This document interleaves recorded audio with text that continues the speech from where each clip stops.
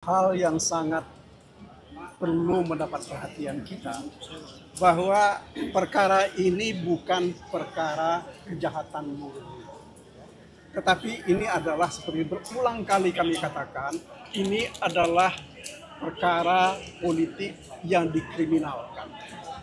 Ini adalah kriminalisasi politik.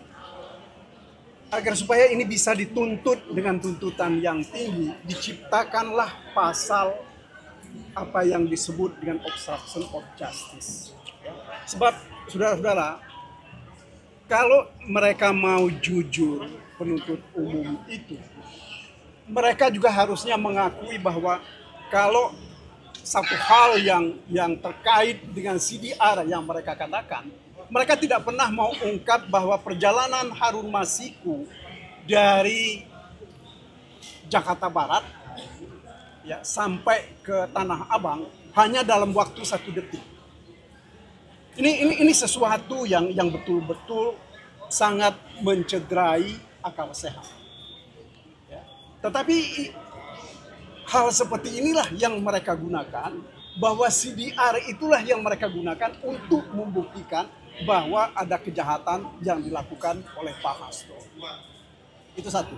Kemudian yang kedua, kalau kita lihat betul secara baik bagaimana perjalanan yang disebut sebagai perjalanan dari Harun Masiku bersama-sama dengan Nur Hasan dari Menteng ya, dengan berputar-putar sampai kemudian mereka katakan berada di PT IKA hanya dalam waktu sekitar 35 menit. Dalam kondisi sekitar pukul 17 atau sesudah 17-an, itu tidak mungkin di Jakarta ini kita bisa jalan seperti itu. Nah, ini yang mereka gunakan. Makanya ini yang saya mau katakan bahwa seluruh bukti-bukti, terutama data-data elektronik yang mereka gunakan, ini adalah bentuk dari manipulasi yang secara sengaja digunakan untuk menghukum Pak Hasto. Ini terkait dengan obstruction of justice. Apalagi kalau kita lihat bukti itu adalah percakapan dari apa yang mereka katakan sebagai percakapan Harun Masiku dan Nur Hasan. Nur Hasan sudah membantah itu. Bantahan Nur Hasan ini mereka tidak percaya. Yang mereka percaya adalah asumsi dan imajinasi mereka. Yang jadi problem di situ sekarang ini, ya. Karena bagaimanapun juga pembuktian itu adalah berdasarkan keterangan saksi, bukan berdasarkan imajinasi atau asumsi. Ya. Secara jelas misalnya terkait dengan pertemuan di PT IKA, ya. Penyelidik ketika itu tidak bertemu dengan siapapun. Mereka hanya mengatakan bahwa mereka ke PT IKA karena mengikuti jejak digital, ya, bahwa handphone itu ada di sana. Tetapi bagaimana kita bisa membuktikan bahwa memang betul ada di situ? Mereka kan nggak pernah tunjukkan buktinya.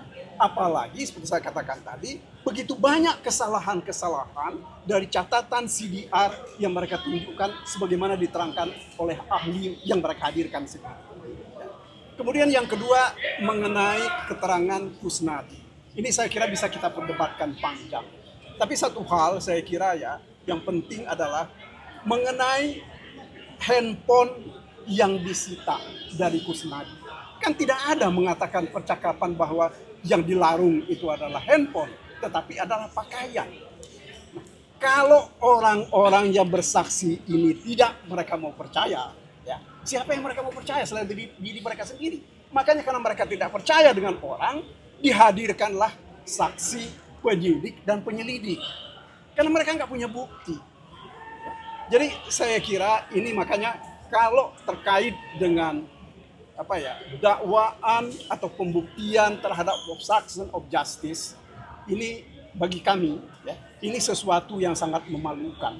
Tidak sepatutnya mereka tuntut. Begitu juga terkait dengan dakwaan suap.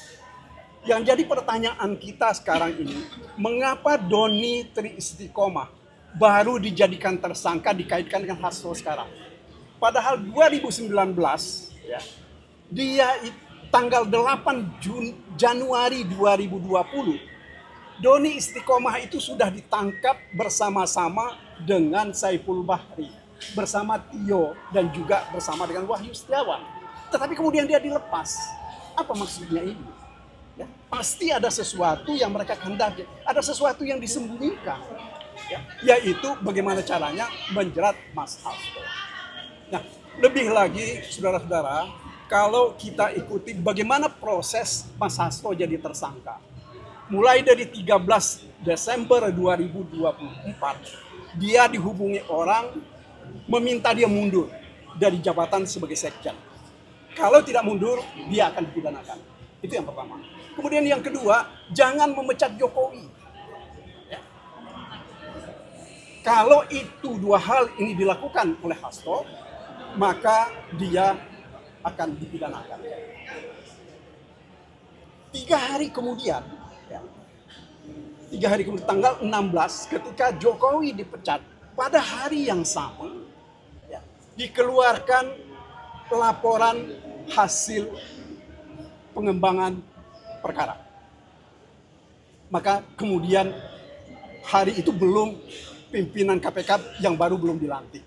3 hari kemudian mereka dilantik, serah terima jabatan, dan 3 hari sesudah mereka dilantik dan serah terima jabatan, Hasto ditetapkan sebagai tersangka dengan 2 pasal sekaligus, yaitu obstruction of justice dan kemudian yang kedua adalah suap.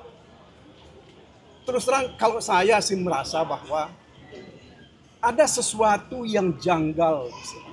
Ya. Apakah ini bukan merupakan bentuk dari politik balas budi? Ya.